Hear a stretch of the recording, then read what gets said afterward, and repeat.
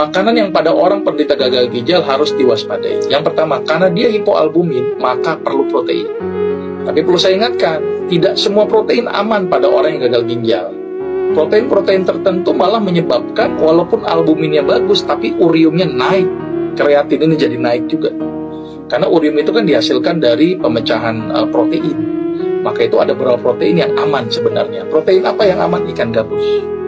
Jadi orang penderita gagal ginjal wajib konsumsi ikan gabus. Karena ikan gabus ini ternyata mampu menaikkan albumin di dalam darah. Karena di ikan gabus itu memang ada kandungan albumin dan paling tinggi dibanding dengan telur. Ya, tapi pada telur resiko albumin naik, tetapi urium juga ikut naik. Tapi kalau ikan gabus, albumin naik, urium nggak ikut naik. Ini uniknya ikan gabus. Itu yang pertama. Yang kedua, pada orang yang gagal ginjal kadang-kadang cairannya itu kan terbatas keluarnya. Ya, karena bermasalah itu saringan di ginjalnya. Maka itu kenapa pada orang yang ginjal harus dibatasi minumnya. Gak bisa sembarangan minum banyak pada orang yang gagal ginjal. Harus distakar tuh, yang keluar sama yang masuk. Karena kalau yang masuk lebih banyak daripada yang keluar, bengkak. Jadi minum diatur. Terus kemudian pada orang gagal ginjal cenderung lebih mudah terjadi peningkatan asam urat karena nggak bisa kebuang lewat kencing.